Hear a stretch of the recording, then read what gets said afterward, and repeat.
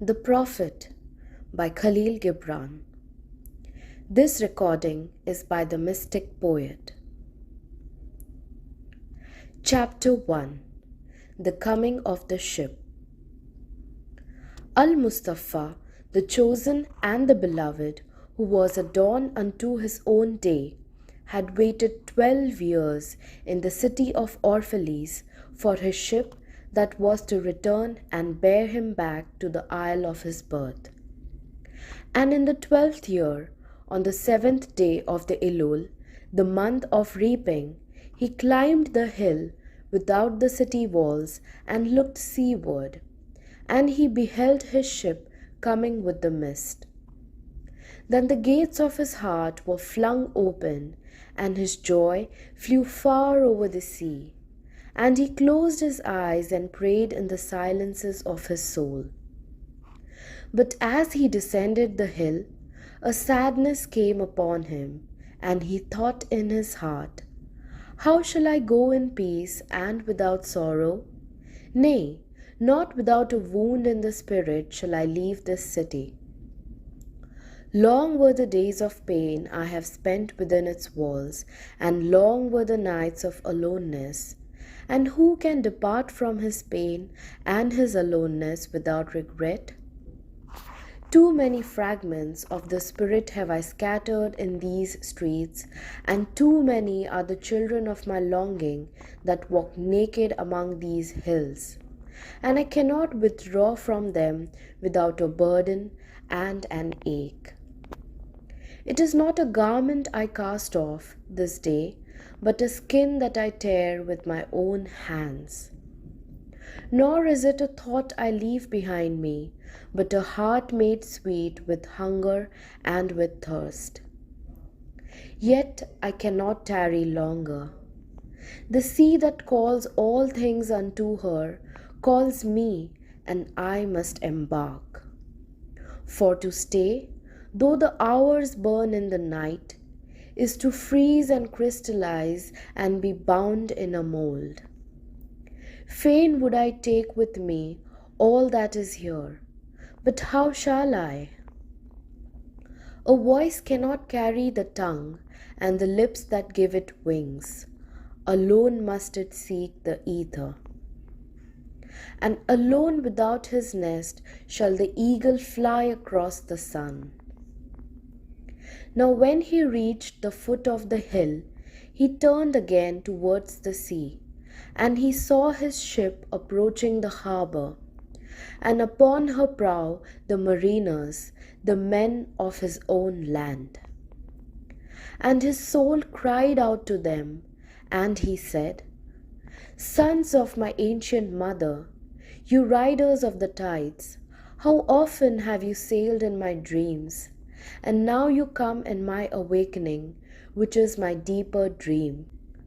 Ready am I to go, and my eagerness with sails full set awaits the wind. Only another breath will I breathe in this still air, only another loving look cast backward. And then I shall stand among you, a seafarer among seafarers. And you, vast sea, sleeping mother, who alone are peace and freedom to the river and the stream, only another winding will the stream make, only another murmur in this glade. And then I shall come to you, a boundless drop to a boundless ocean." And as he walked, he saw from afar men and women leaving their fields and their vineyards and hastening towards the city gates. And he heard their voices calling his name and shouting from field to field, telling one another of the coming of his ship. And he said to himself, "Shall the day of parting be the day of gathering? And shall it be said that my eve was in truth my dawn? And what shall I give unto him who has left his slough in mid-furrow, or to him who has stopped the wheel of his winepress? Shall my heart become a tree, heavy laden with fruit, that I may gather and give unto them? And shall my desires flow like a fountain, that I may fill their cups? Am I a harp that the hand of the mighty may touch me, or a flute that his breath may pass through me? A seeker of silences am I, and what treasure have I found in silences that I may dispense with confidence? If this is my day of harvest, in what fields have I sowed the seed, and in what unremembered seasons? If this indeed be the hour in which I lift up my lantern, it is not my flame that shall burn therein. Empty and dark shall I raise my lantern, and the guardian of the night shall fill it with oil, and he shall light it also.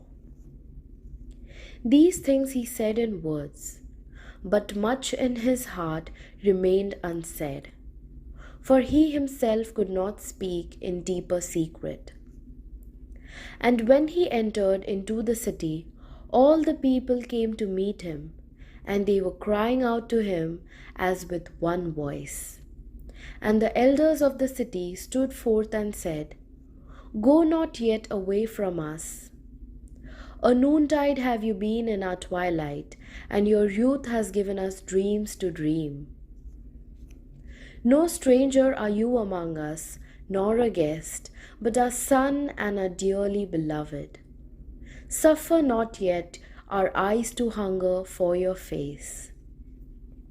And the priests and the priestesses said unto him, Let not the waves of the sea separate us now, and the years you have spent in our midst become a memory.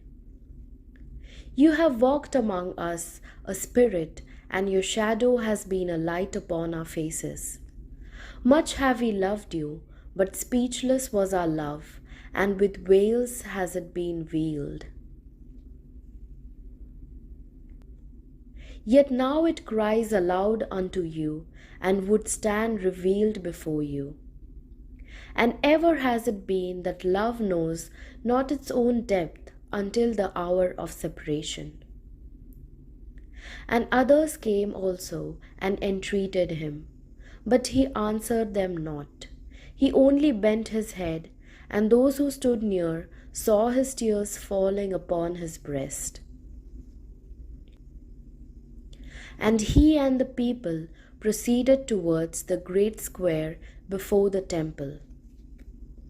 And there came out of the sanctuary a woman whose name was Almitra, and she was a seeress.